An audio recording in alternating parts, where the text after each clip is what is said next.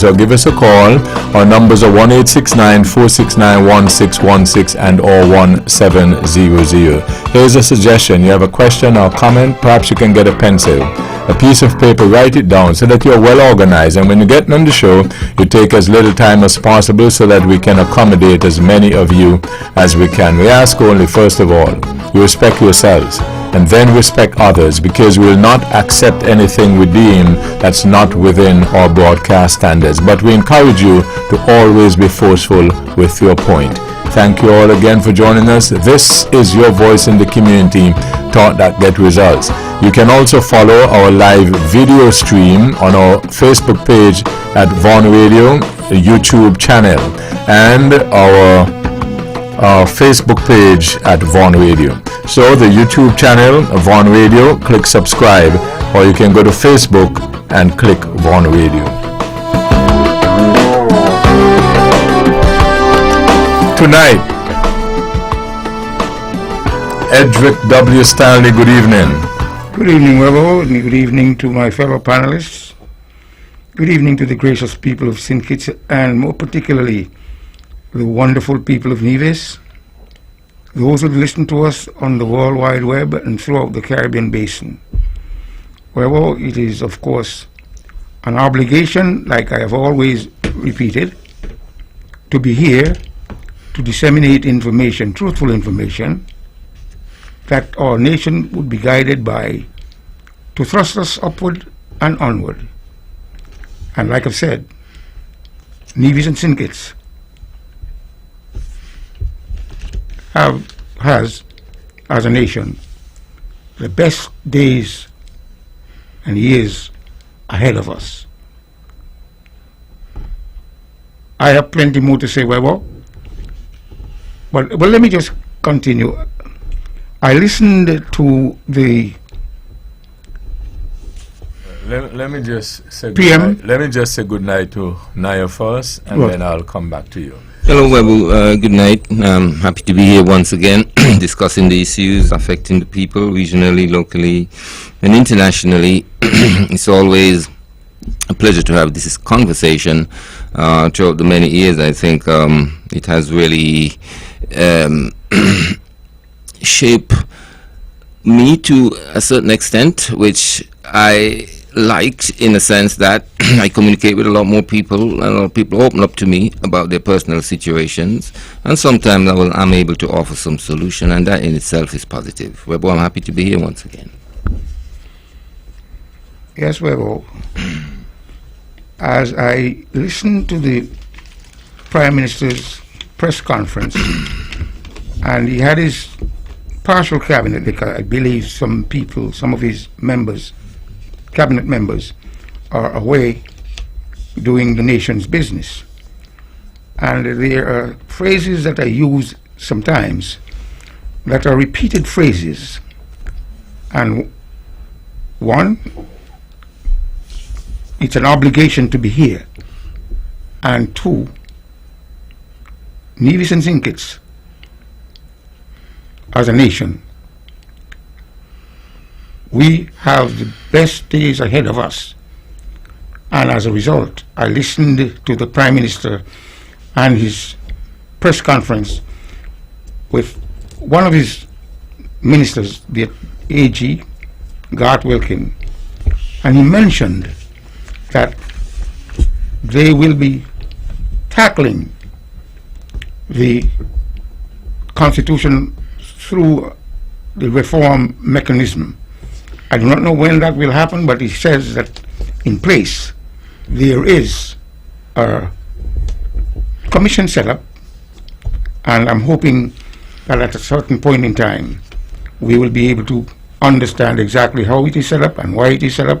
But he says that the time has come for us to take a laser-like look, laser focused on fixing our Constitution. With that in mind, I am saying to those who listened religiously to us and would hear some of my dissertations, I am also saying that the wise people, I think, the wise people, such as the Attorney General, and many in the current federal cabinet are looking at a unity, or the unity of St. Kitts Nevis, for the furtherance of growth, whether it is political, economic, social, as the case might be. And in that regard, I categorized some of these people in the federal current cabinet as some of the wise people, seeing things that some of us may not be able to see, understanding things that some of us may not be able to understand, and begin to focus as to the way forward for the great nation of St. Kitts Nevis. In that regard, I must bring to the fore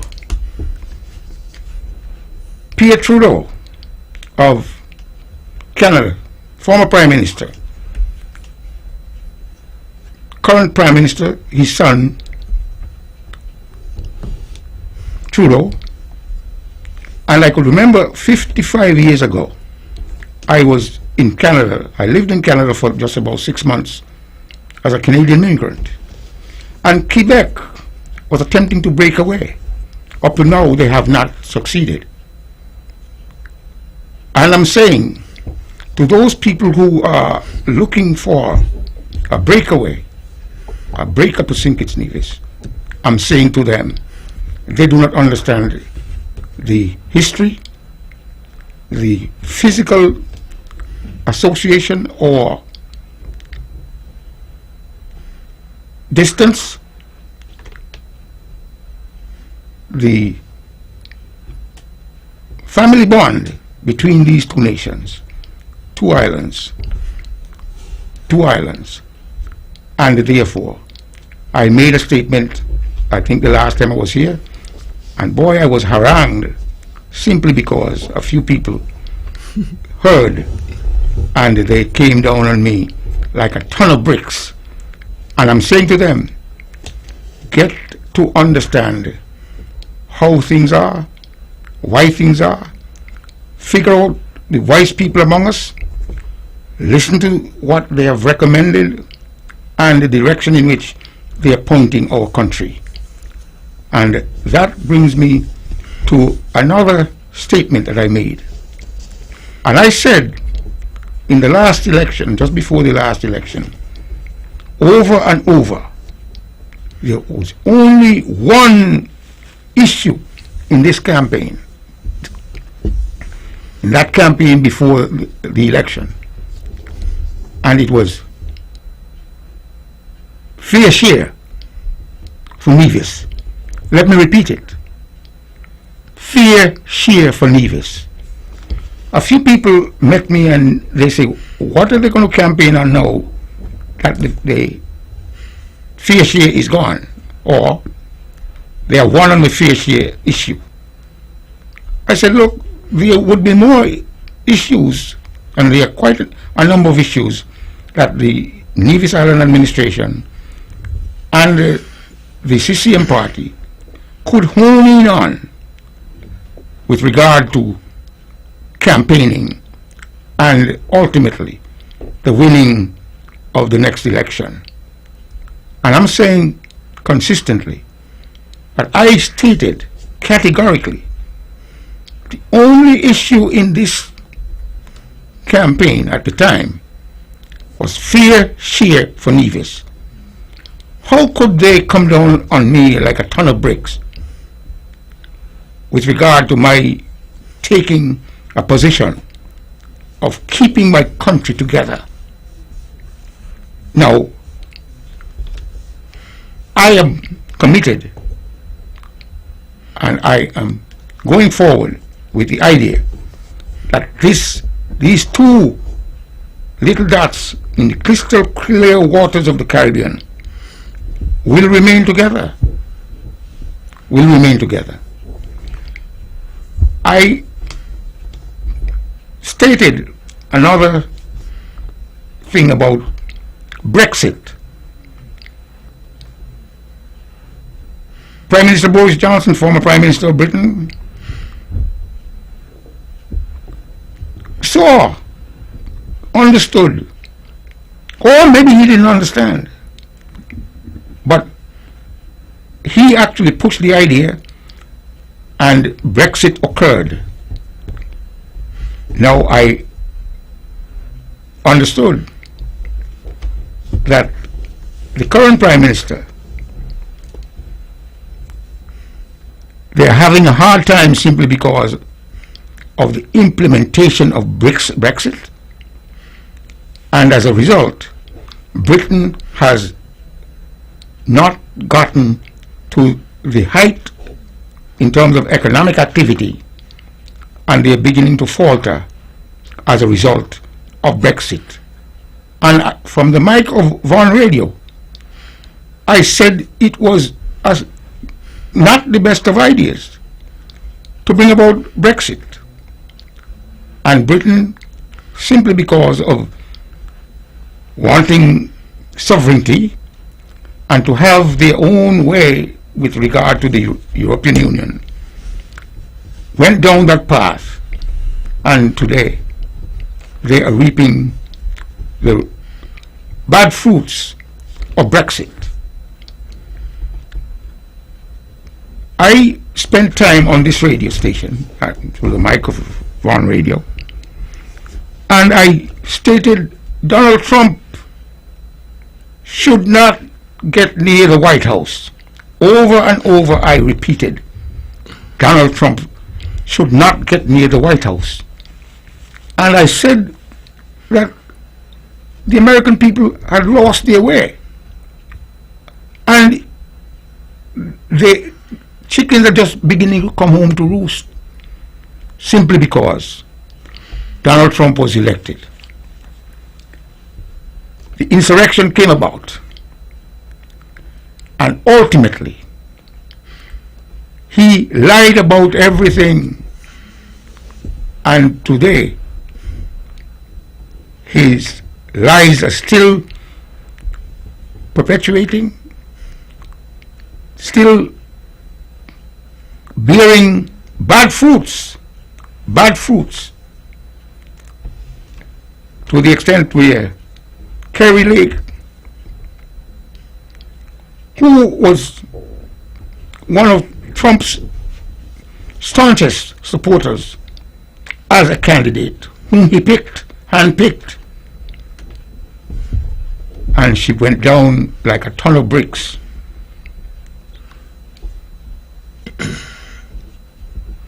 With Kylie Hobbs, I hope that is her name, she actually won the race in Arizona. Why American people couldn't see Trump as a failure? Here is an announcement from Trump. I didn't get a chance to hear it, and I believe he may have announced today that he is going to vie for another bid at the presidency. I hope he will fail. He will fail, in my view, because Trump doesn't understand what it takes to keep the United States democratic. As a democratic nation, there's so many things, so many freedoms are at stake. At the same time, he wants to run the United States as a dictatorship. It's not going to happen. It's not going to happen. And the election of last Tuesday bore out that as a fact, and Biden and his team, they have the Senate wasn't expected. It wasn't expected. But as they went and campaigned and stated that democracy is on the ballot, it didn't appear to have been clear, but the wise people of the United States saw that democracy was on the ballot, and they in fact defeated apparently 10 candidates that were supported by Donald Trump. That speaks volumes. And it tells me that those people who saw the outcome voted for that outcome are the wise people of the United States. Webbo. Interesting, Mr. Stanley. You have bounced around quite a bit this evening. But let me if I can recall some of the of your concern. But let's deal with. I wanted to make the point, right, that it's not just the people in the federal government are wise people. Okay, I wanted to make the point that Navisians are wise people as well. Whether they're in a government, whether they are NRP or CCM, whether they're in the federal or local government, no government at all, I think Navisians are wise people. I think Navisians has become a bit subservient and a bit docile, yes, to what we've been forced to deal with, or our circumstance have forced us to deal with. And that is worrisome. That is worrying, because I don't know exactly who you're talking about, but you speak towards the wise people in the federal government. Are you saying or everybody in the federal government is wise? I'm not here to judge their wisdom or not, but you must always listen to the masses. Doesn't matter how wise you think you are. I think it was last week Glendale made the point. Even though we often say lead from the front, we understand that, but the shepherd lead from the back. The leaders must be inspired by the wishes of the masses, the people they are leading. They don't just develop an idea and a concept and a direction and say, we're going down that way. No. And that's what democracy is about. Democracy simply means that the people decides. And so it's not a matter about who is wise or who is not wise. It's what the people are asking for. And I hope I'm not hearing that only those who are in the federal government who is working towards some form of unity, possibly an annexation of Nevis ideas and ideology, are wise people. What I see is happening is good, because we can get along in the federation. We're supposed to get along. All nations in this little hemisphere, Western, I mean, look at what's going on in Ukraine, and NATO have to get along, you know. We have to get along down here in the Caribbean, as Caribbean people, as neighbors, and look out for each other. St. Kitts and Nevis must get along, because I think one thing I would like to have with them, even though I would like to move away from them politically, is a treaty of friendship, or an understanding of friendship. Why not? They're just across the water. They are our people, but politically we have been finding it difficult to get along. Now you make reference to Quebec, Montreal. I live in Montreal too, and Montreal was on about mostly their cultural identity being wiped away, simply because they are the only French-speaking place in North America. It's a very special place. It's very nice, it's very artistic. But because of their pride and because of their cultural, what they are culturally, they felt like it would be the easier way to manage their own affairs politically and otherwise. And they still continue to struggle along that road. But they haven't been totally disrespected for 100 years. They have not been a people that has been treated as second-class citizens for 100 years. They have not been a people who became a victim of a federal arrangement where they have left us with bounce checks and all these type of stuff, where our bright minds have been called vagabonds, where our bright minds and national hero has been given a position, and a little after that that position has been taken away, and he had to bow his head in shame and come back to Nevis. The history is deep. When you talk about history of St. Kitts and Nevis, from the 1880s until now, Nevis has suffered, and we continue to suffer. And what is happening now is very interesting, because they have used all kind of method and means. This approach could be just as worrying as the approach that confront us straight to our face and say, well, simply, we're not giving you our fair share. Because you can annex a place, you can dominate, you can bring a place under your control by your goodwill. There are various approaches in doing this. This approach seems to be one of goodwill, which is a good gesture. But Nevisians must not forget what we stand for. And it's far too early to have a big celebration about fair share, like we get in fair share, and all is well. It's so early. Nothing have started yet. We're willing to work with the federal government. We're willing to work with the federal government. And I am one who always feel the best time for us to seek independence is when the relationship is good. Not being hot-headed about it and emotional about something because something has just happened and we decide in 3 months we're going to go. It doesn't work like that. It is a destiny. It is an objective. And whether the relationship is good or bad, when we get to that point, we should make that move.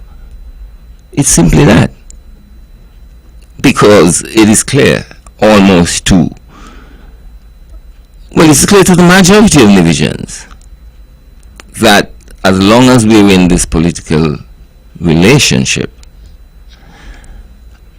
with this constitution as it is, I suppose, Nevis won't see its full potential, and we would be satisfied with a situation where we are basically the seconder. Yes, we can sit in Nevis and wait till the tourists come over. We can have all the boats ready to take our patients to St. Kitts. We can find ourselves in huge numbers going to St. Kitts every day, spending all of our money. But what's going to become of Nevis? What's going to become of Nevis? This is what we are talking about. This is not always about fair share and what they can do for us. What are we doing for Nevis? With these actions, with these things that we got to put up with, what will become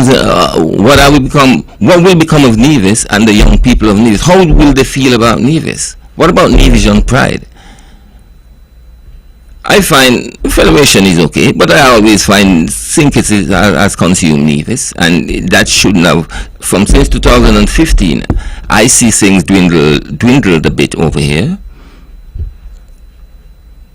Where's our technical college? Where's our college? Our people of good repute and bright minds seems to be in the midst of nowhere at times. The opposition is a supposition of an opposition. Very a situation which is difficult to understand. But we're working with it. But what I'm encouraging, those who are at the helm of politics in Nevis, must make sure that Nevis can meet its expenses as much as possible. You got to prepare this country for nationhood, even if it's in theory, because we will be satisfied that we have the necessary amenities and what it takes in a country to make the people at least feel a bit of pride. We can go to St. Kitts still, like how we go to Antigua. We go to Antigua for medical. We can still go to St. Kitts for medical. Come on, we are one. But why is it you simply just want to hold us by the back of our head and say politically we're supposed to be united, even though we're treating you so bad for 100 and something years? Politically we're supposed to be united. That's not a must. That reflects bad on Nevis people. It reflects bad on Nevis people because we have become a part of a process that subjugates us when we don't even realize it anymore, it seems like. But all we realize is that the country is not bubbling as it should, as our sister island is. The people are not politically happy. The people are depressed. So these are important things. I like to see people working together, and we are working together with the new federal arrangement. But those folks that are seeking political leadership in Nevis must listen to the majority of Nevis people, and it's not going away. It's going to always be the majority for time and time to come that we seek political independence from St. Kitts. It's all about money. I feel that way, and we are scared about it. And the politicians feel like, okay, St. Kitts is there. If we cannot get sufficient revenue, St. Kitts is obliged to help us and everything. But we got to realize that that is our weakness, and they realize that is our weakness, and they simply just looking at us and and saying, well, they feel so strong to say we're weak, and we must not allow that. We must be seen as equal partners, as a population across, intelligent population, bright people, skillful people. I come up around a lot of them, but a lot of things, we suffer a little mental drainage too. And people will always say, most of the people in high position in St. Kitts from Nevis, why they can't be in high position in Nevis? Time has changed, and we want to see the intelligence of our people reflected in the development of this little island. That's what it's about. We cannot serve a prime minister in St. Kitts from now until the end of time. We never vote for a prime minister in St. Kitts. Well, how could we feel satisfied? How could we feel like we're on equal par with our brothers in St. Kitts and sisters in St. Kitts? Because they are all brothers and sisters. And as I say, they understand when we speak about secession, Because if they were in Nevis' position, they would not have tolerated this at all. But we're a bit docile.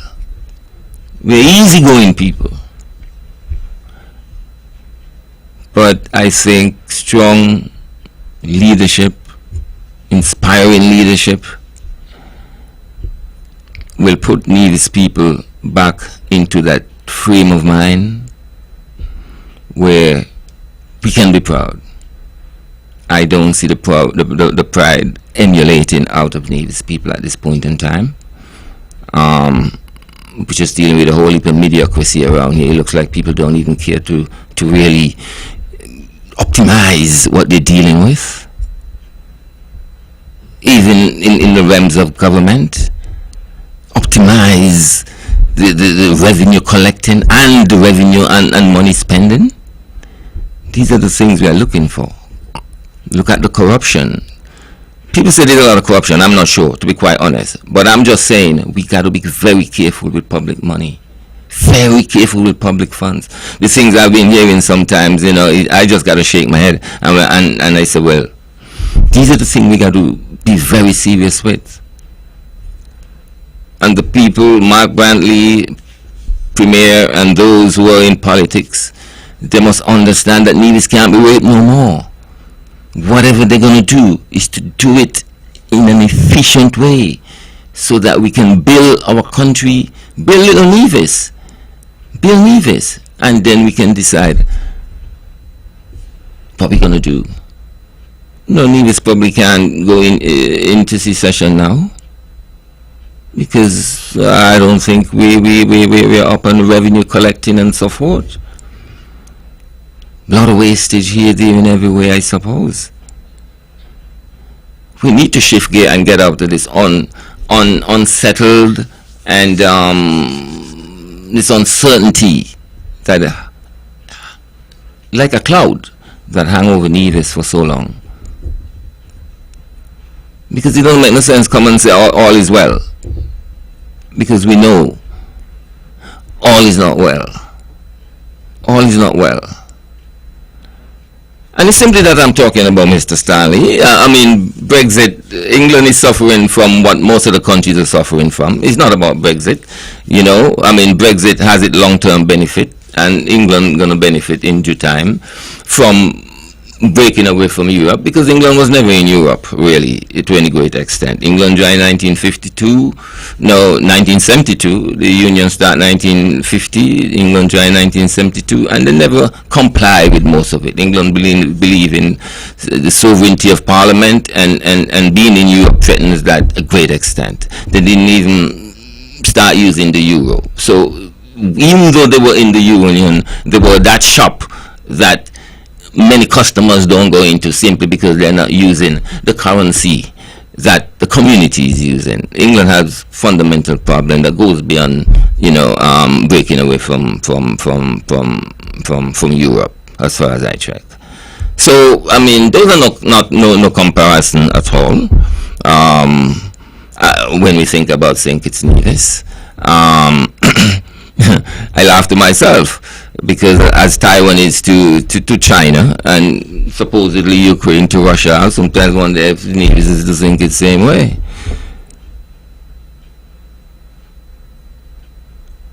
We want to decide our own destiny. And we know we can, but right now we're handicapped too. But I think as soon as we get to that point, whether good relations or bad relations, we should evoke 113 after lots of preparation, lots of mobilization, and we know for sure that we can meet that threshold. With the constitutional reform is one thing I'm asking for. Most importantly, some of them might want to take out the 113 clause, but that will cause a revolution. Any kind of revolution. But one thing I'm asking for is that 68% that I have, that Nevis people have to meet in order to be free. That is illegal. That is undemocratic. We cannot tolerate that. It is not something that the world accepts today. So remind them, Mr. Stanley, when they go to the Constitution, that 68% threshold to set the people of Nevis free is undemocratic. It's almost illegal. Okay? 50-50. That's what the world asks for. That's the norm. Mr. Stanley. Well, now I have understood the position of Haiti, the Dominican Republic. The Dominican Republic is 2/3 of the island of, well, Haiti occupies 1/3 and Santo Domingo occupies 2/3. Now, based on the stability in Santo Domingo compared with the instability of Haiti, one island, two nations. And Haiti has gone down the wrong road for quite some time. Why is it so? Simply because they speak a different language, French and Spanish. The people, if they never open their mouth, you wouldn't be able to tell one from the other. But I know. But yet, they're quite different in terms of governance and stability and security is quite profound in Santo Domingo. But in Haiti, Yeah, but I don't see much of a comparison between St. Kitts and Nevis with Santo Domingo and Haiti. well, what I'm trying to tell you is that at some point in time, if you are not a visionary, when I say you, meaning all those who are propelling the idea of secession, if you're not a visionary and to understand the road you are attempting to traverse, we will eventually wind up like Haiti. And God forbid. And I hope that your agitation, your You know, continued it's empty words, Mr. Stanley. You need to fill in the blanks. Wha- You need to fill in the blanks. you can't fill in the blanks unless you are a visionary. We can't tell what's going to happen down the road. And I'm saying apples and oranges, as you attempt to equate it or compare it with Russia and Ukraine. No, I didn't try to compare it. I say I smile and I wonder if that's the kind of scenario which is a global phenomenon exists here amongst us. In that sense, I suppose we're Taiwan. Okay. We're Taiwan. So, We want to run our own affairs. and you see exactly what China is attempting to do. Yeah. China is trying to tell Taiwan, even though you have democracy in Taiwan, you cannot go down that road because Xi Jinping has just now galvanized himself into a lifetime position of control, Yes. divide and conquer, and consequently, Taiwan's democracy is not guaranteed. Well, I know, but are we not taking this thing too far? I'm saying to you, again, it's in the based on distance, wisdom. In the distance. And I Two didn't islands. attempt to say that the people in the federal government are all wise and the rest of the nation is all foolish. I'm just trying to say, based on the fact of that the governing party, they have just decided to come up with an application that should be equitably distributed with regard to politics, economics, and the social aspect of our existence. So as a result, we have wise people over here in Nevis, we have wise people in St. Kitts, we have wise people in the government structure, but that wisdom is not guaranteed simply because people like you who continue to agitate without having a clear understanding as to what is 10 years hence, 20 years hence, 30, 40, 50 years hence. As a result, we have never gone to war with St. Kitts. But you never know. As you mentioned, you mentioned the word revolution, and in my view, it's war. Economic revolution, sure, that's one way to explain it. Your word revolution. At the same time, when I hear about a revolution, all I can think of is combat. Now, if there is an economic revolution and Nevis is able to position itself into the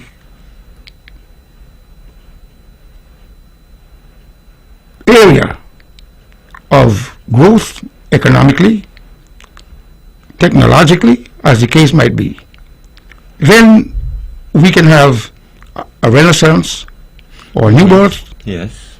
of, I dream about that too, Stanley. yeah.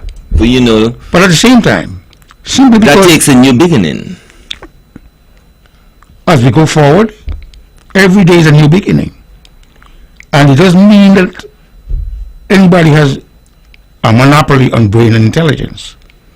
At the same time, you might be a visionary regarding what your stance is. I don't know. I don't want to chance it. I couldn't understand. I don't want to chance it simply because we've got a certain amount of stability and security under the current arrangement. And if you are able to tinker with it, as the new administration is attempting to tinker with it, to make it better, as they've stated, it is a hopeful gesture. That's almost been the cry of every new federal government. First thing, we hope to improve the relationship in Nevis, with Nevis. That always been said, That's always been said. I suppose in the last administration there was no need to say it, That was the administration that everyone tends to forget about secession and want to build bridge and all kind of thing about. When I always say from the beginning, look, Sinkis is consuming Nevis. It looks like the closer we get to them, the less Nevis grow. Well, here. And that is my concern, That is what you exactly. see. You see, when I say about Barbuda, Well, I don't hear. Barbuda don't even seem to exist much these days. I listen House of Assembly and the Barbuda representatives say there's not left in Barbuda, only sand. And the Antiguans are coming for it now with the bulldozers and backhoe. We got to be careful. Well, You like gotta I be said, careful. You might be a visionary. And there are many ways to bring us under the absolute control of Sinkis. And in this new gesture, we got to be mindful. Because I don't hear say Nevis in the island administration can be sued and cannot be sued. That's the issue that's have stuck with me. And I'm waiting for the outcome of that. Because if we can't be sued and cannot be sued, what are we then? Where that come from? I understand the judge took some submission from the Attorney General and some other legal minds in St. Kitts. And he have concluded that the island administration cannot be sued and can sue. Governor General, submission from the Governor General. Well, it's based Well, on... it's okay. But I'm a skeptic mind here. It's okay. But I want to know what will be the outcome of that. It's a serious thing. It is based on the interpretation of the legal minds. Yes. Well, yes. And we can't tell as to, in a court of law, what the outcome would be. Yes. And until it is challenged, I suppose they look at the Constitution in a way that is never being looked at. Because the island administration was doing that from since its existence. They sued people and they were sued. All of a sudden we're hearing this. well, like I said, Where that come from? that is the interpretation of maybe one section of the legal fraternity. Okay. And there are cases that would leave the municipal court wind up at the Supreme Court of the United States, let's use that as an example, and one of the parties would be dead wrong. Dead wrong. But until I understand. you have legal interpretation based on a faction of legal minds, the idea of Nevis cannot be sued and Nevis cannot sue is still hanging in the balance. I mean, when I use that term, hanging in the balance, maybe somewhere along the line there is a case law that might be able to prove that Nevis cannot sue and Nevis cannot be sued at the same time. Again, I don't know. I've mentioned it, but I don't want to dig too deep into it in a sense, but it's a troublesome thing for me. Yes, because if we lose that right, that privilege, which is naturally, a privilege and a right, I mean, it's just a part of us that we are an island administration and with an identity, I suppose, and we've been doing that before. But I understand to a great extent the legal ramification, not in great depths, I must say, but the implication of that stance that the High Court judges have taken is seriously worrying to Nevisians.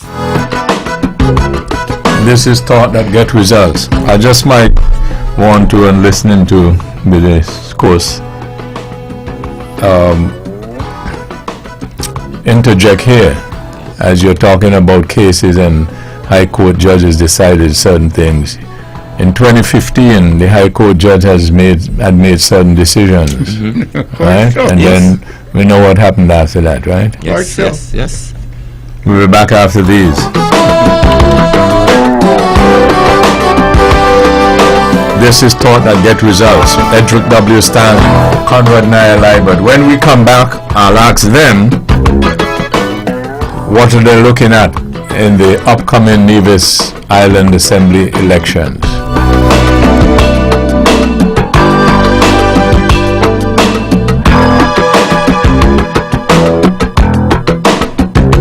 Builders Paradise is offering a large variety of floor and wall tiles at very competitive prices. Builders Paradise has over 2 million pieces in stock, lots of different styles to choose from. Whether you're renovating or tiling a new house, Builders Paradise has what you need. Wow! Oh, and remember, we're open all day Saturday to serve you better. This is something that you can't refuse. Visit Builders Paradise today at the C.A. Paul Southwell Industrial Site in St. Kitts or call them at 466-4938. With all the power from the tower, this is the powerhouse of the Eastern Caribbean, VON Radio, from the Federation of St. Kitts and Nevis. Back on this episode of Thought That Get Results. Edric W. Stanley, Conrad Nye Library. Your phone calls on 1-869-469-1616 and or 1700. In case you missed it, the Nevis Island Assembly election is on the cards. It's 5 years since the last polls would be December 17th, I think it was. December 17, 2017. So that will be 5 calendar years. And then, constitutionally, you have 90 days after the first sitting of Parliament after the election. So I think that takes us up to where? Is it March or May? Somewhere around there. But there's been a lot of predictions that it's maybe weeks away. What are we expecting? What are the issues? The issues remain the same, Webbo, in terms of economic advancement, academic advancement, social advancement, political advancement, as the case might be. And when you actually break it down, we've got 3 seats, no, five seats in Nevis, and the CCM has just launched the candidate for the St. Thomas district. Cleone Simmons, the Honorable Cleone Simmons, is currently the incumbent in the St. Thomas district. The Honorable Mark Grantley is currently the incumbent in the St. John district. The Honorable Eric Evelyn is the incumbent in the St. George's district, and the Honorable Zook Jeffers, is the incumbent in the St. James's district. Now, based on how things are going, St. Paul's. St. Paul's, and you have the Honorable Spencer Brand in the St. Paul's district. I'm certain that the NRP would field 5 candidates. We've got Dr. Janice Hodge, who might be in the St. James district. Again, Cleone, the representative, the Honorable Cleone Simmons, is in the St. Thomas's district. J.D. Keynes is in the St. Paul district. Dr. Patricia Bartlett is in the St. John district, and the young fellow, well, Rohan Niles, is in the St. George district. And I am predicting that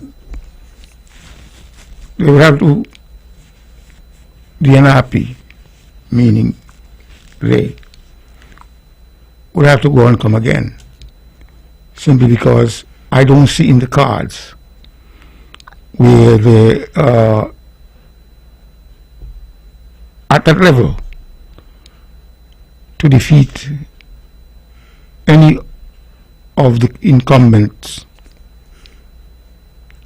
and therefore we can't tell what the new candidate for the CCM would produce. But we had some stalwarts. Well, a stalwart who came out of Barnesgate, the late Simon Daniel. And who knows, it might be the water in Barnesgate that might give us some spike in our running shoes. However, it is left to be seen with that seat in the St. Thomas's district. But in my view, based on what I'm hearing and seeing, the NRP would have to go around again to unseat the four.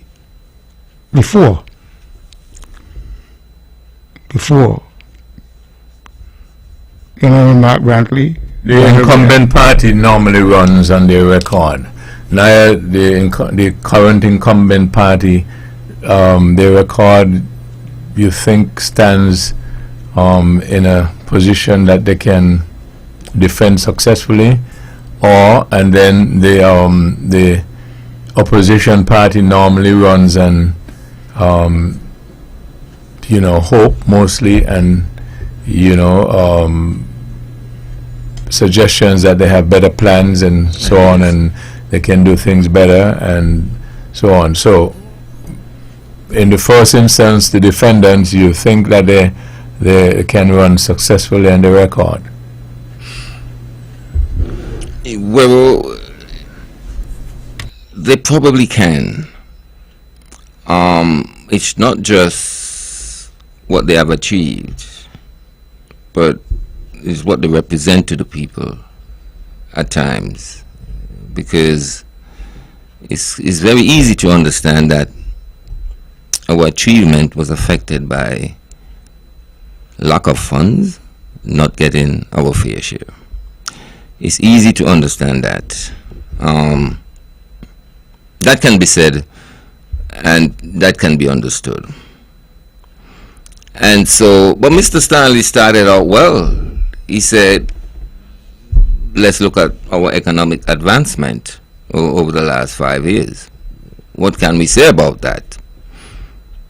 Can we say that we're in a better position? Can we say our economy has been impacted by some probably investor or some level of investment or some government gesture that have advanced the economy? These are questions the electorate will have to answer. It's left to them to weigh up their priorities and see how much we have advanced economically. Mr. Stanley also speak to political advancement. It's hard for me to understand that because I am not sure if we're on that path, because that's the same path I'm advocating, that politically let us align ourselves more with Nevis and seek political advancement as it relates to Nevis. But of course, the political advancement that we can see. Any of the sides are advocating the political advancement that you're suggesting should be had or should be advocated for? No, it doesn't seem so. And you're satisfied? No, I'm not satisfied at all. Yeah, but I didn't finish the question. Okay. You're satisfied that that is one of the main areas that the voters are interested in? Yes. Mm-hmm. Yes. Some sound political way forward. Nivijans want to hear about that. For sure. And these are things that Stanley probably put forward that we can look at and evaluate, you know.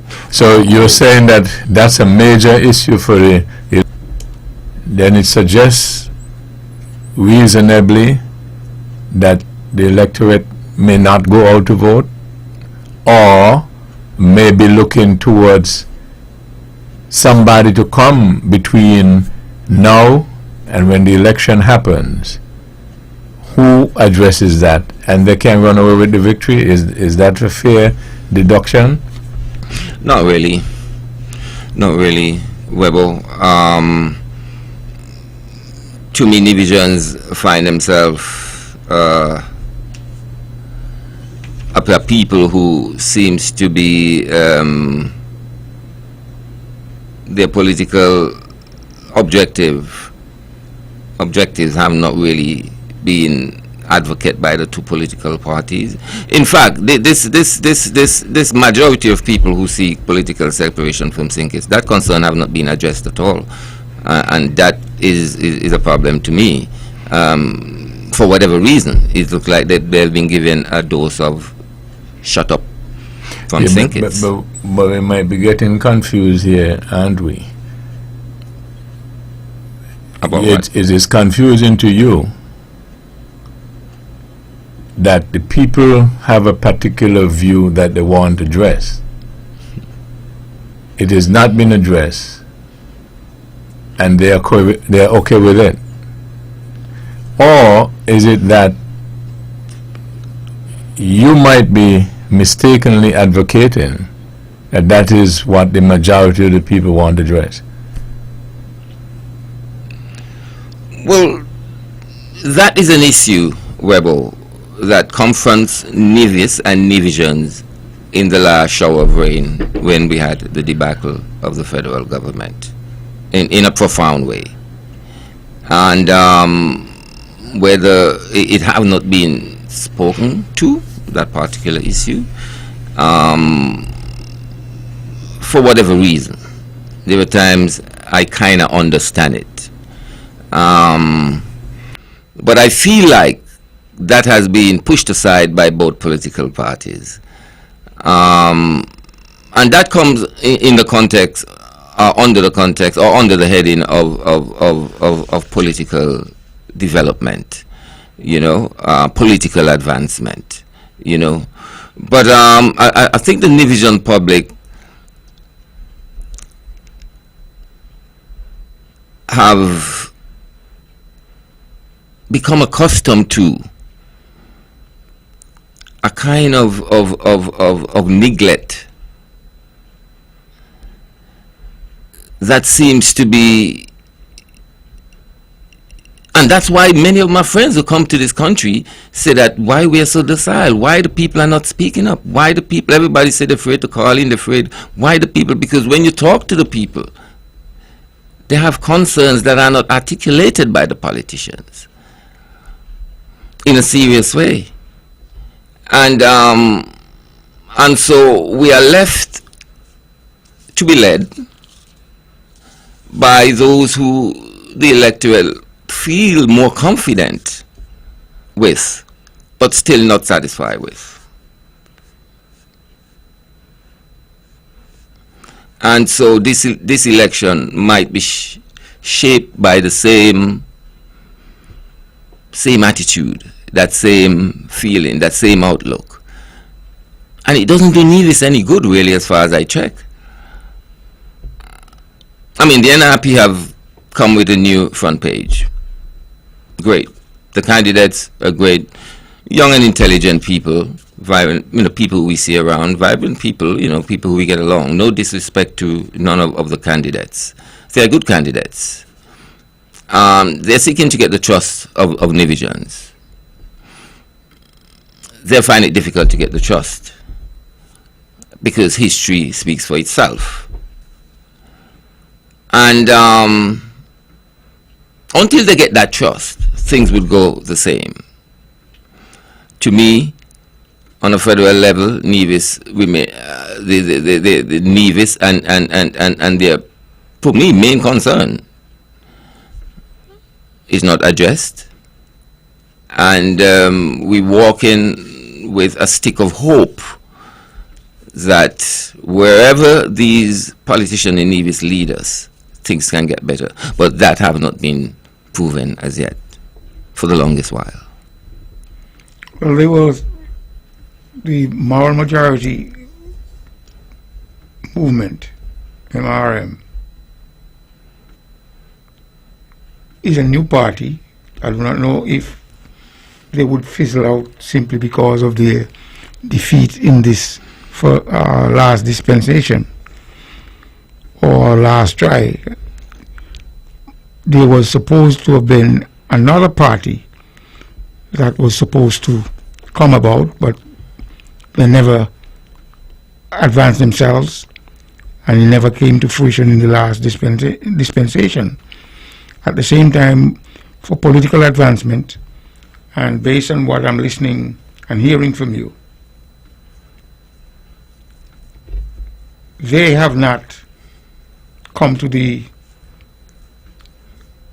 realization that in order to get what you are attempting to articulate, we might need a new party, but with the energy to go beyond one election. The fact that they have only done one election, I can't tell you as to whether or not they'll be doing another election. But for political advancement, it is very likely, or it is incumbent upon those who see the possibility and have the energy, have the foresight, have the vision to, in fact, come up with additional ideas to take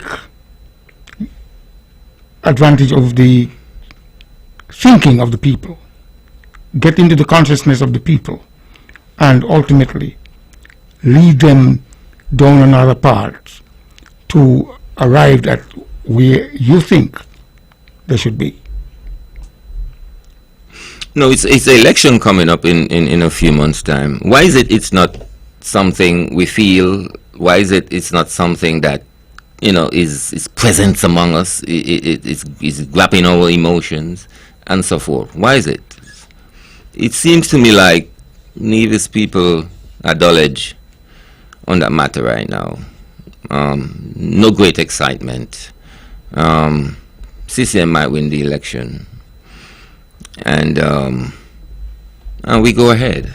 We go down that road of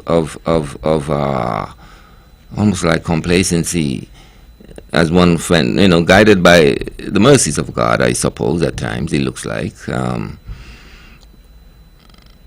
but there isn't no vibrancy amongst the people on this election, this particular one, even less so than many before. Why do you think it is so? You think the incumbents have galvanized themselves? Is it so because the people are fed up? The people are fed up. The people the people are not satisfied with the performance of our politicians in terms of probably country direction and so forth. Where we are right now politically, where we are sitting right now, the people are very not well seated. There was a period of time in your view when the people were satisfied?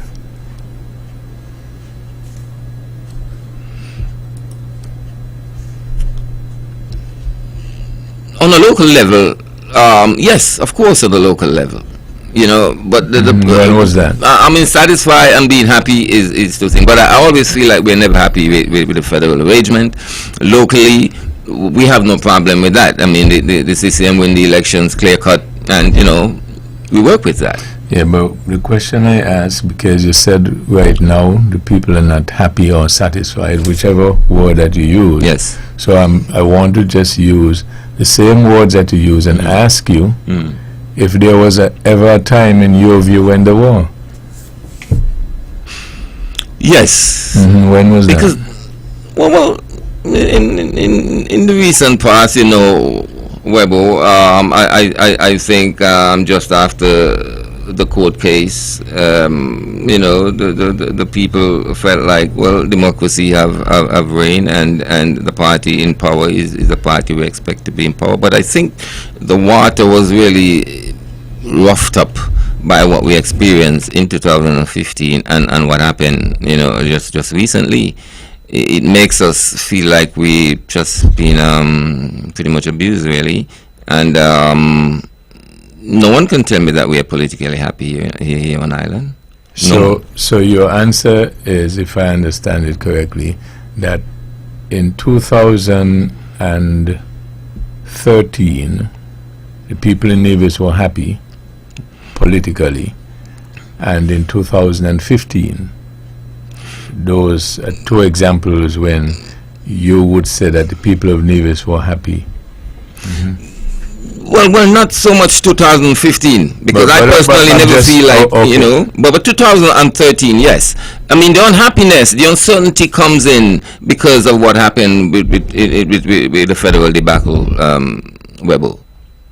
It's a very special state of affair, state of mind, right now in Nevis.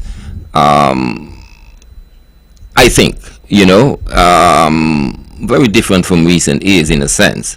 And I'm not saying that they're going to change the government in Nevis. I'm not saying that at all. But the people have a degree of uncertainty right now, as it relates federally. And that's why, in a deep way, and that's why I think that overshadows the local election. And so I'm just, trying to relate that. And I think I'm correct. There's a bit of uncertainty. Well, the thing is that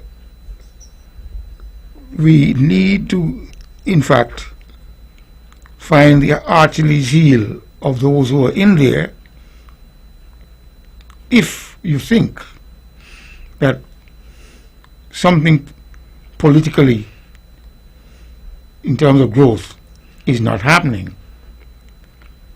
And if they can't find the Achilles heel of those who are in there, it means that You see, when it goes bad with St. Kitts, who gets the blame?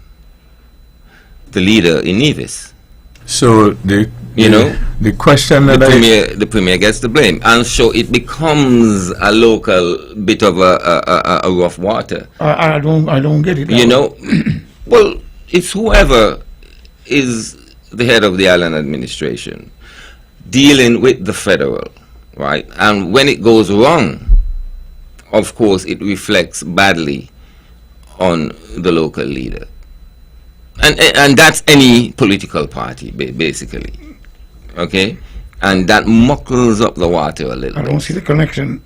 You don't see that connection? No. That's pretty easy to see. Well, what I'm saying again is that in order to get political growth, political advancement, the thing is that we have to get new players to enter the game of politics, to agitate and to challenge the two parties. But do you know, it becomes prohibitive because of the structure that is currently existing regarding the overseas voter. Mm-hmm. And when you look at it in terms of how the dynamics regarding financing, it becomes very prohibitive for a new party to emerge. So the incumbent has an advantage based on incumbency, a structure, and perceived continuity. If those three that I've just mentioned are threatened by an emerging party, then there might be a possibility of political advancement, political growth, political direction, and possibly a new dispensation. But if nobody has the courage to challenge the status quo, then it means that those people who are in there will continue to be in there. And if you understand the structure, the Honorable Brantley is not going to be there forever, but it is to his advantage to, in fact, groom people to take on the leadership when he decides to depart. So, where we are, until and unless somebody has the courage to challenge the two parties, it's not going to happen.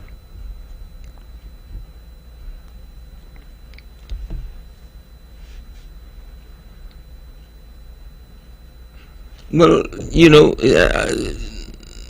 another thing is what we really speak to when we speak of political development. You know, I think in 2015, that was a great opportunity to see political development. I think there was a lot of hope.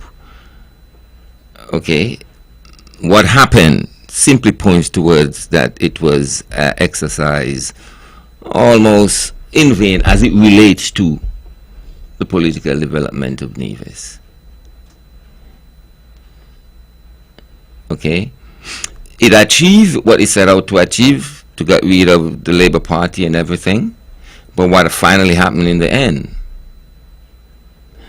I didn't see no more certainty in the political realms, you know. of Nevis.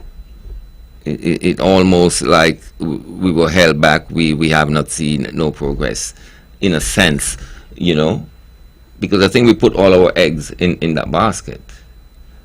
You know, political development for Nevis simply means that the leaders are working with the people towards an understandable objective.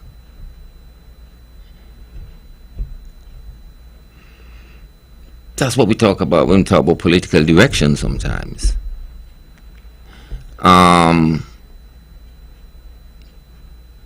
Do we have a political direction at this point in time?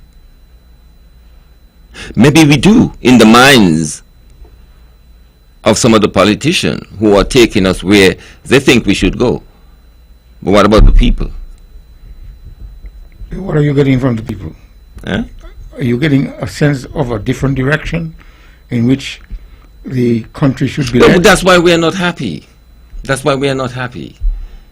Do you think these people are politically happy on the federal level? Do you think so?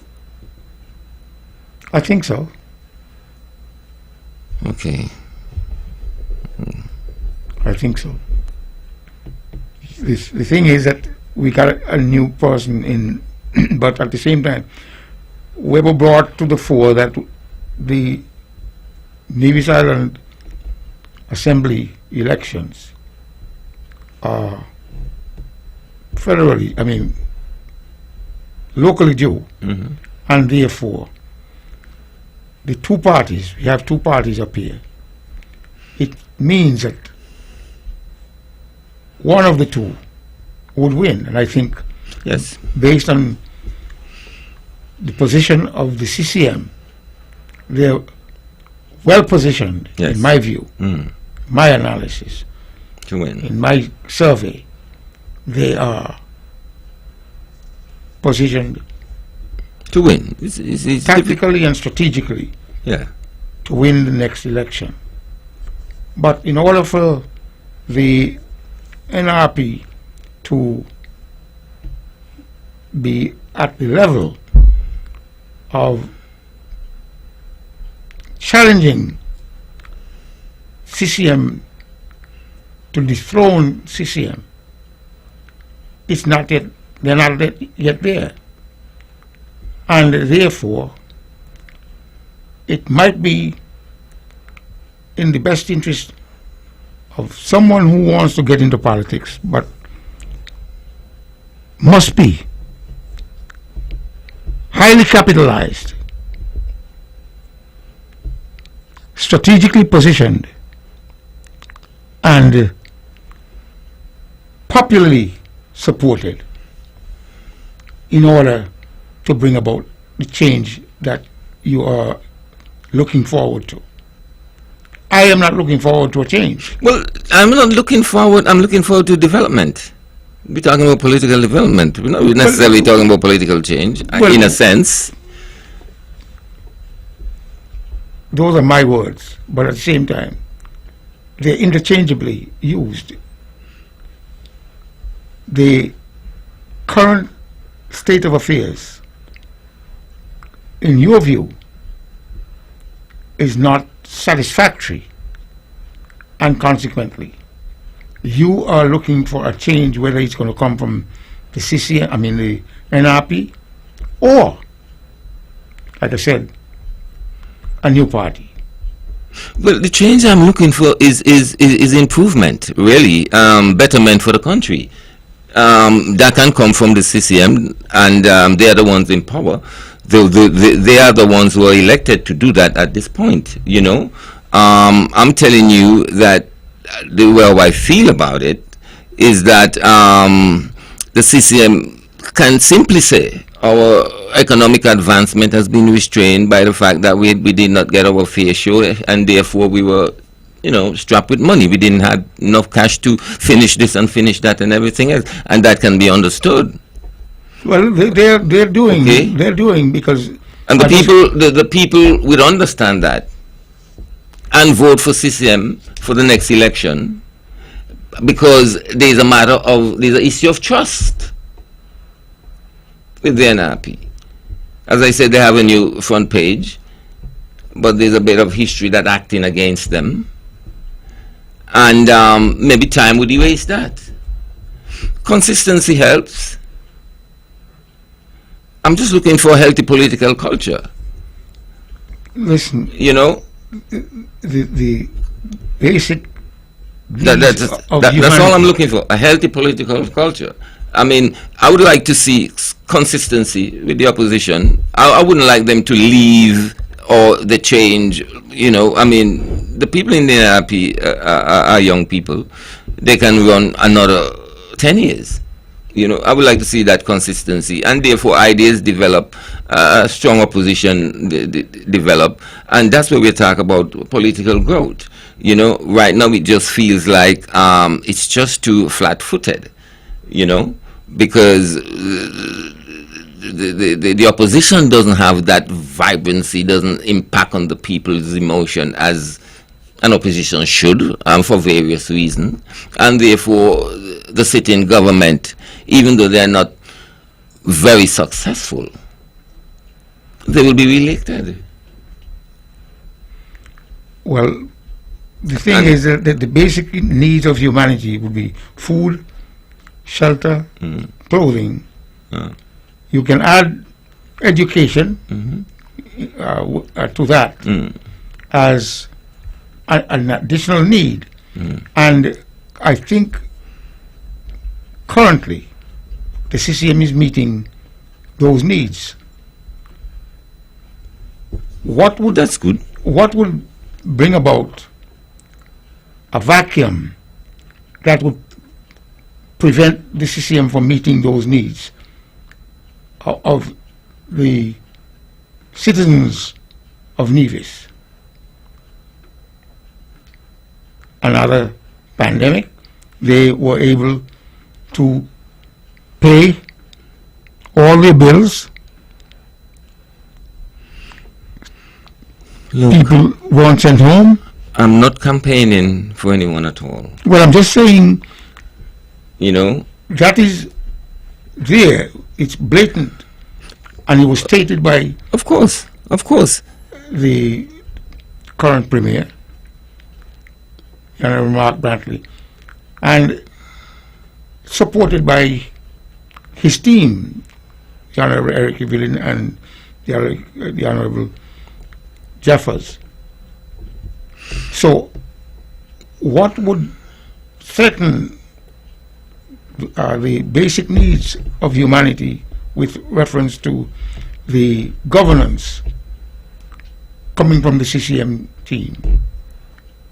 Again, it might be another pandemic which would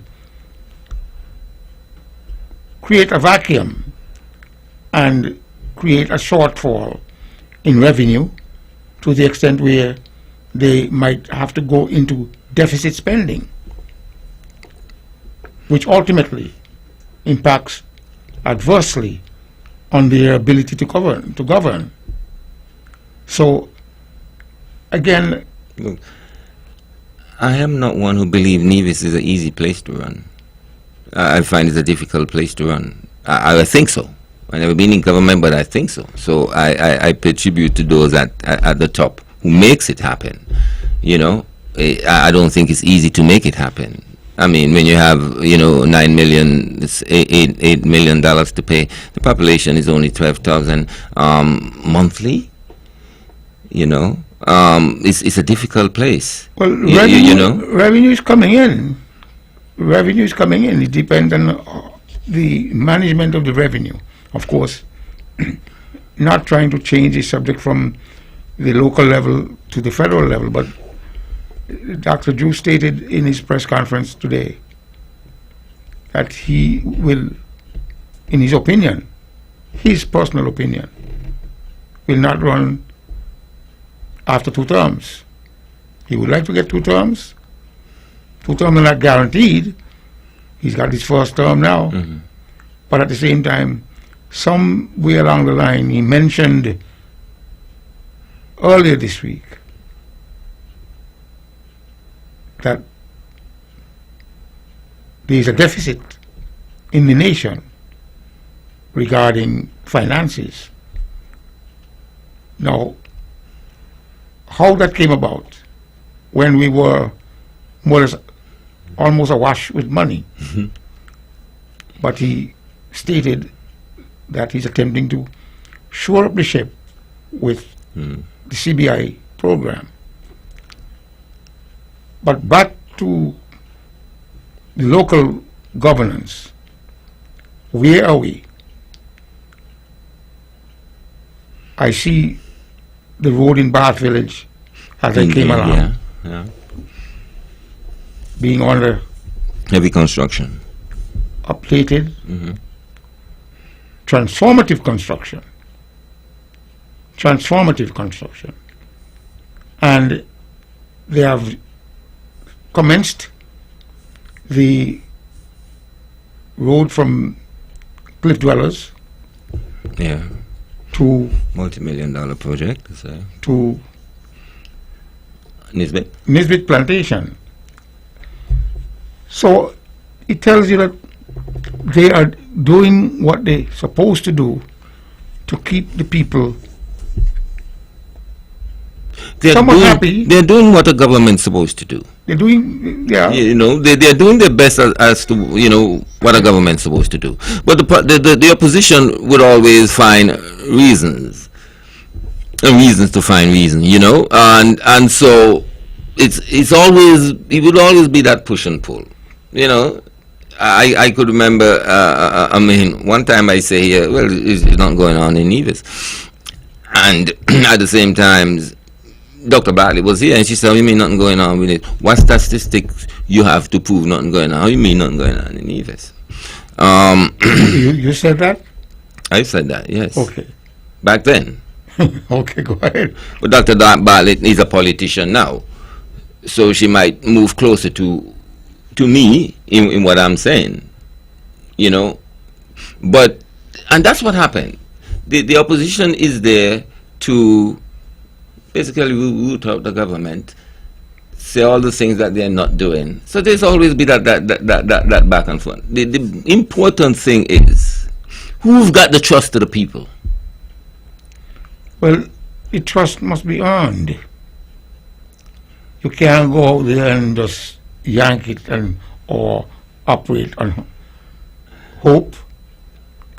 You have to. And that's what's going on in Nevis. CCM seems to have the trust of the people, so it's easy to forecast that they would win the election. So, what would require the NRP, in your view, to gain the trust of the people? Well, time can return that trust. Consistency and time can return that trust. Well, not only time and consistency, it must be. Well, of course, you know, personalities too. Personality. I'm assuming that those who present themselves to be representative of the people would be such decent, you know, persons. You know, that they are, what could I say, worthy to present themselves. Okay? And I think the NRP candidates are worthy to present themselves. You know, they're intelligent people. You know, and so, given time, that trust and belief might develop. Given time. Well, to be honest, it requires more than time and consistency. Because they are not in government, you know. So it's almost just like a hope. You can't even say they are better than the other, because they never had a chance. So it's really about that feeling of trust, in a sense, and worthiness. And if that is not there, the people will go along with those who they are accustomed to go along with, even if they're not 100% happy with it. Well, nothing's wrong with that. 100% is a lot of marking for. A major ingredient is finances. And there must be an infusion of capital into the NRP machinery For them to impact on the people. to have a great impact. I don't buy that. Or you don't buy it? Not completely. Sorry. Well, let me ask you, or let me say this. I believe Dr. Harris had access to a lot of money. Well, Harris is no longer there, so He didn't win. You know? He didn't win. No, I don't buy that. Here we must speak to time again, because the longer a government is in power, the more you can say about them. I mean, when Dr. Douglas was in there for 20 years, you could say so much things about him. Sufficient to have him removed. Okay? Well, and so it is with every political party. Well, listen, there are times when people become tired of you, Yeah. and they'll find a reason Yeah. to vote you out. But the CCM, in terms of governance, they have to continue to look around to see how they could get people, younger people, to stay relevant and to say to have that aura of influence to make the other party look irrelevant or become irrelevant. And they have the handle in which they can do that. They're in government. So, again, in my view, it requires a massive infusion of capital into the machinery of the NRP in order to have a great impact on the consciousness of the people. I don't totally buy that in a sense, because let's just say, hypothetically, if the ruling party in Nevis, CCM, happens to go the wrong way, you mean it doesn't matter how wrong they go? If NRP not get no money, the people them not until NRP? No, I didn't say that. I'm saying to you that they've got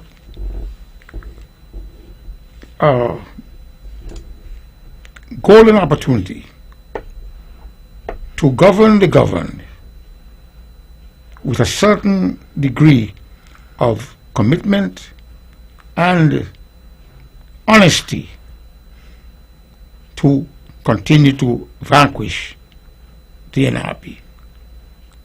Now, if for whatever reason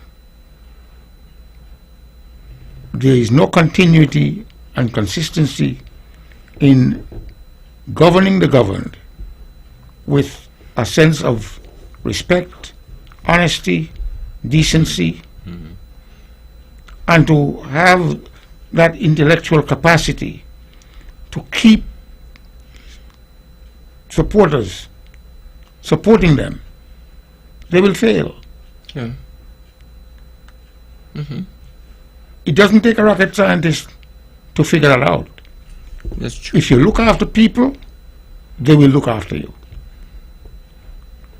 If you attempt to fool the people, they'll find out. And when they find out, it will be unto you. So, like I said, and you continue to bark or oppose the idea of an infusion of capital. And money makes the mayor go. We all know that. You know, Mr. And in Stanley, that regard, if you have an infusion of capital let me to say, do things, I'm things sure.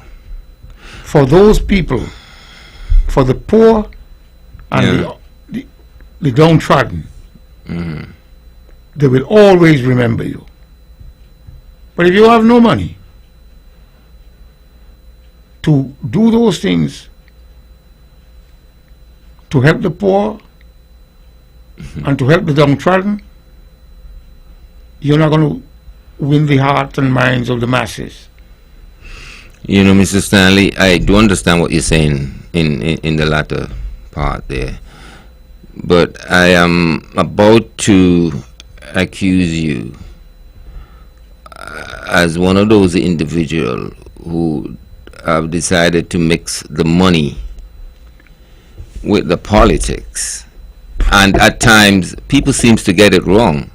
And they got this bucket of money walking around on election day. No. That's a different story. But that is a story.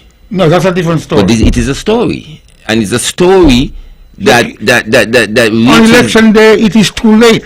Too little, too late. And I know. But why is it happening? Hey, I'm very surprised that the people who are doing this, I'm very surprised of the people who are doing this. Very surprised. That they literally go and pay people to go to vote. But somebody draw a good point to me and said, well, Naya, I'm here sitting. You come to ask me to vote for you. You're going in to make your $15,000 a month. And then, what about me? So for me to vote for you, you got to pay me. Because when you're done, get your big job, you pass me straight. Well, is there any logic there? That does not make sense? Quite so. It makes. But what I'm saying, that is the day of the decision. I know, but that is so worrying. But what I'm saying to you, you have to begin to build your machinery. I understand. And it takes a lot of time, and it's over a period of time. You continue to treat the poor and the downtrodden. You do that part as much as you can do it. But the failure of the government is the easier gate to open. A government in place fail, and so the opposition rise. You know, fail to the extent that the people no longer want to see them in government. You know, I suppose for Nevis, the CCM have not done that yet, or reached to that point as yet. You know, they have, for Nevision, the electorate has been a government good enough to be re-elected over the opposition. And that is what is happening. Okay? I don't feel like doesn't matter how much NRP, well, I suppose, and that's why I say time. Because even what you're proposing, having money and taking care of people, this only can be done over time to prove that you're genuine too. Right. You can't just come 2 weeks before the election. No, that is... And even beyond the election, when you don't lose, you should continue that program. Okay? Well, and so we're still asking for time. You're getting me. You're getting me now. I've got you, Stanley. Yeah. But it still comes down to time. You see where time is playing that role all the time. Yeah. Integrity in public office. That's one of the mantras. And if and when you are asked to come clean and you can't come clean for whatever reason because you're corrupt, they'll find out, the people will find out, and they'll turn against you. Or you'll never be able to get into their consciousness to the extent where they trust you. Mm-hmm. Mm-hmm. That bucket of money that you talk about, again, it is on decision day. It is on election day. But don't you think when it gets to that point, it's totally out of hand? Well, it has always been out of hand, but at the same time you have to bring about a measure of control, even though it is out of hand. But what I'm saying to you, you can't come on election day with a bucket of money and think it's going to work. No, it won't work. But I understand, and this time around, I've got I've gotten the clearest understanding, almost seeing it happen, and I was so surprised that big politician does involve in that, eh? You almost seen it happen? Yeah. I say almost because I don't want to call the names of the exchange. You understand? Okay. And that is, it's really bad. It doesn't offer a lot of hope, you know, when we speak to a fair election, to be quite honest. And there's no soul in it. It's just people decide to go. There's no love of country. It's not an act of purpose. It's to just go and enter the booth because somebody just give them $200. Well, the thing is that the votes are one of the barometers by which the democratic process is measured. And if that vote, for whatever reason, whether it's paid for or was voluntarily given, that person would have voted unless that person is so scampish, would take the money and go in there and Spoil the ballot. just spoil the ballot. Vote otherwise. Or take the money but don't vote at all. Or don't vote at all. You understand? So But with that money, it is a decision maker just to help you to decide on election day as to. But after election, you still have to, if you want to maintain your credibility and your continuity and your genuinity, you have to continue feeding the poor. you're doing your Helping- social work, the community work. As I would hear Webbo say every morning, help somebody along the way. And that's why I you know, time. I encourage those who have stepped onto the political stage. My good friend there from that new political party over in St. James, the lady, and I encourage her to stay in the political frame. Why not? You encourage her to stay when? I always Or encourage you're saying it now, or you spoke with her? Oh, I and- spoke to her. She's a good friend of mine. I encourage her to stay. And she will be staying?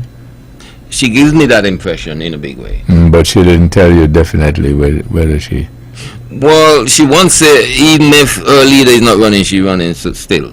Okay. So I get the impression that she has been enjoying what she's on about. She feel like she has that she's committed. She's been enjoying it? Well, I suppose if you're not enjoying it, you wouldn't stay with it. And people must find that enjoyment in it as well. Because if you're not enjoying it, you're not going to stay in it, to be quite honest. Even a political party buying for office, never be in government, they should have some kind of enjoyment during the exercise. Otherwise, they probably won't go around again. You know, I mean, it brings a lot of, what could I say?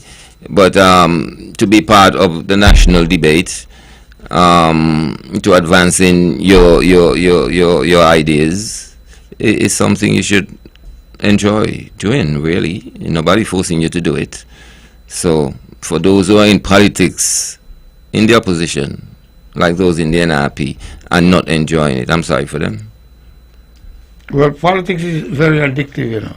At the same time, the people of the When I MR ran, I enjoyed it big time. Well, I enjoy it too. The people in MRM, are they willing to join with the NRP?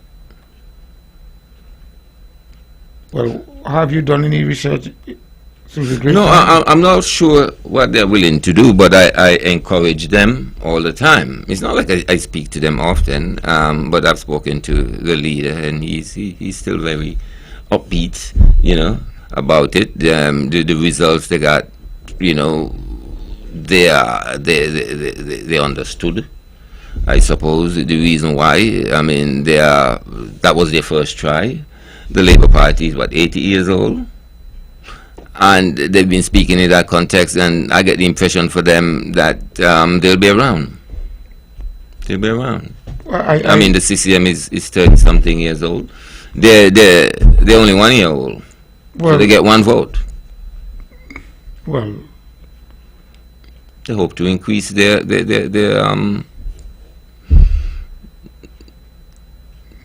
membership and followers. well, that's where Going forward. they may have gone wrong in terms of it was too late for them to start building their boat. It ran aground, in my view. But if they But stick with it, stick with it. if they stick with it, It's a political party. Seems to be a registered political party, and you get more members, maybe more youthful members. You stick with it, but you must be enjoying it. If you're not, like I You said, won't. politics is addictive. All right, there are people who said it's in your blood, and you got to get it out of your blood in order to be disillusioned or in order for you to discontinue with it.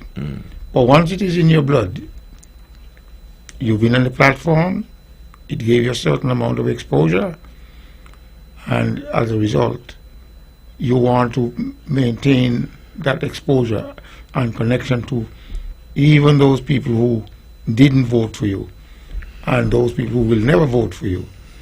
You still have that hope that once you're out there talking to them on a platform, campaigning, you think that you are making a connection, even though you're not. it's not an easy road. It's not an easy road. It is not an easy road. You can get frustrated along the way. Pretty easy. It's very difficult to have a third party because it's in the consciousness of people's mind. It's two parties. Here in Nevis, the NRP and the CCM, and it's one or the other really, unless a third party come with that personalities and readiness and hop onto the right issues that will rally the people in a big way. It's not going to happen. You can easily. you can have the right issues, They've but got the right if issues. you don't have the right organization and the right amount of firepower, you're not going to get very far. I mean, I will tell you, well, for me, when I participated, I didn't have any length of time to prepare. It's just that But you had the firepower. I had some firepower, Okay. yeah, at the same time. Financial. Yeah, at the same time, it didn't pan out to anything else more than I made an impact, I would tell you. And it was a severe impact because the government changed based on that impact. But I don't relish the impact because that really was The impact by your management team. You didn't relish that. No, I didn't really relish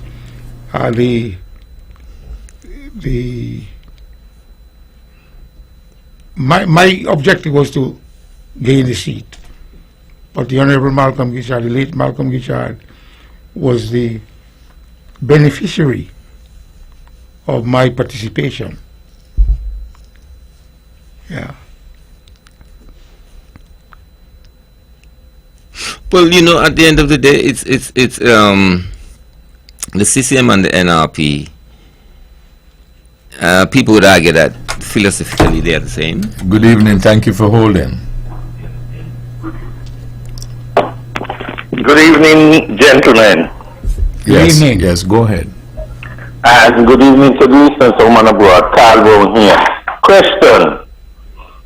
We had a third party run in the federal election. Is that third party running in the local election upcoming? That's what we were discussing just now.